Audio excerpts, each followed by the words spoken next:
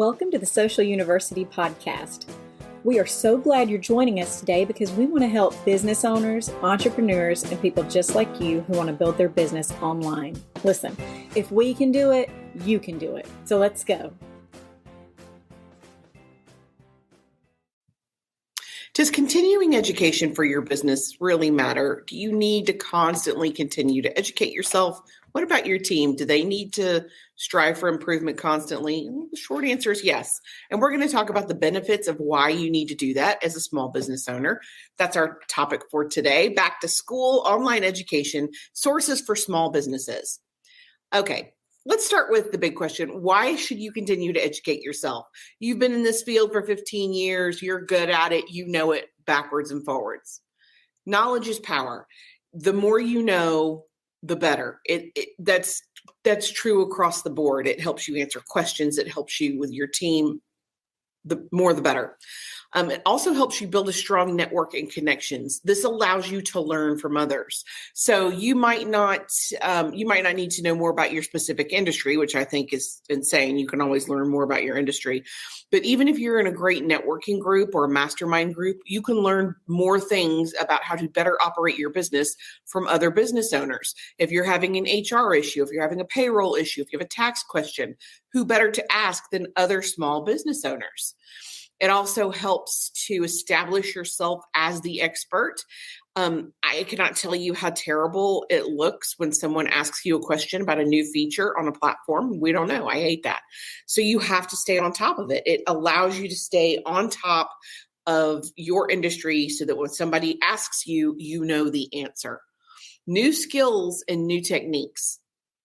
This is especially relevant in what we do here because things change constantly. It reminds me of the Ferris Bueller quote, things change fast. Absolutely correct. You have to constantly read and stay up to date on what's happening so that you can continue to establish your skills and stay current.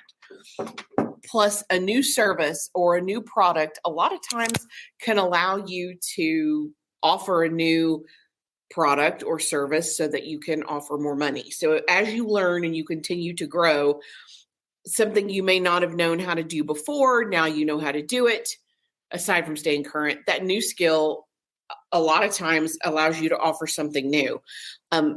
I'm trying to think of a good example. Podcasting, when we started learning how to do the podcast for ourselves, it gave us the ability to help people launch their own podcast, which gave us the ability to charge people to help launch their own podcast. When you learn something new, you can charge for something new. And of course, you can charge more.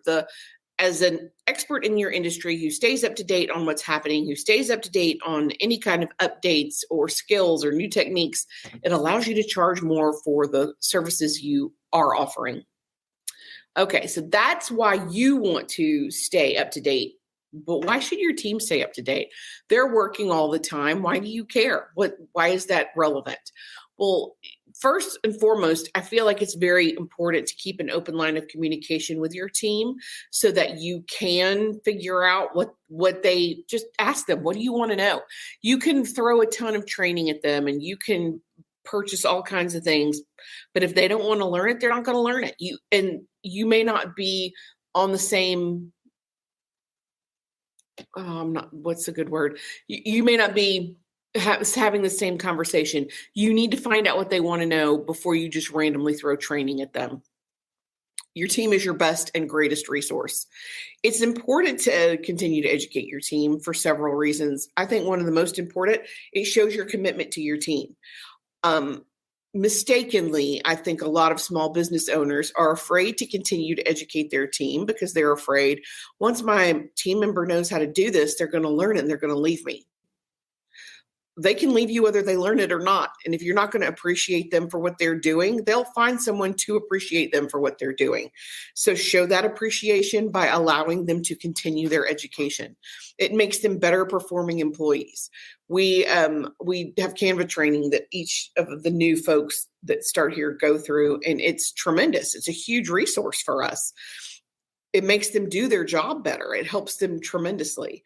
There's better long-term retention. Studies show that the more, again, it helps the employee feel appreciated, so they are more likely to stay with you longer for, better retention. It also has a huge impact on your company culture. We had one of our newer employees was shocked that we encouraged, hey, I want you to read this book. Hey, I want you to listen to this podcast. Hey, we got you this book on Audible. Shocked, because at her last job that she was at for, I think 5 years, they never did anything like that. And again, that just amazes me. Also, it's easier to have succession planning if your team stays up to date and continues to educate themselves. At some point when, you're not going to own your business forever, you do have to sell it. It would make the most sense to sell it internally or promote someone internally who knows the inside and outside and who has continued to maintain their external education. And of course, higher profit. Turnover rates can break your legs. It is so much more expensive to hire a new employee and get them up to speed than it is to appreciate the employee you have and actually keep them there. So that is why it is important for you as a business owner to continue to educate yourself, and very important for you to continue to educate your team. Okay, we have a comment from Rebecca. Your willingness to invest in our training has been one of my favorite parts of working at Social You. Thank you very much. And I couldn't do half the stuff I do if you hadn't provided it. That's exactly what I'm saying. You have to appreciate your team. You have to give them what they need to be successful. That totally blows my mind. And I've had jobs that didn't support that, where I thought continuing education was important and they thought that it was not. And it matters. So now that you know that it matters, where can you find information for your team that won't cost you a fortune? Well, there's a ton of free stuff. There's some paid stuff, but let's talk about some of the resources that are available to you. And these are some of my favorite resources. First and foremost, there are free webinars everywhere. You are going to find free information on every single, if there's an expert in the field and they don't have a free webinar, I would be shocked. And you can, like for us, we have a ton of free videos on Facebook and a ton of free stuff on YouTube. But nonprofits and associations, if you're part of a marketing association, if you're part of a sales association, 100% they're going to have free resources available for you. One of the best resources I've ever seen, Momentum Leaders, is a nonprofit it focuses on women in leadership roles. And they have an entire webinar series that is surprisingly good. They have these amazing, very credible, very renowned experts in their field that have done these, and they're free. They're housed on not only the website, but they're also housed on YouTube. Great resource. iTunes U Large. Wow, I put the emphasis on the wrong syllable.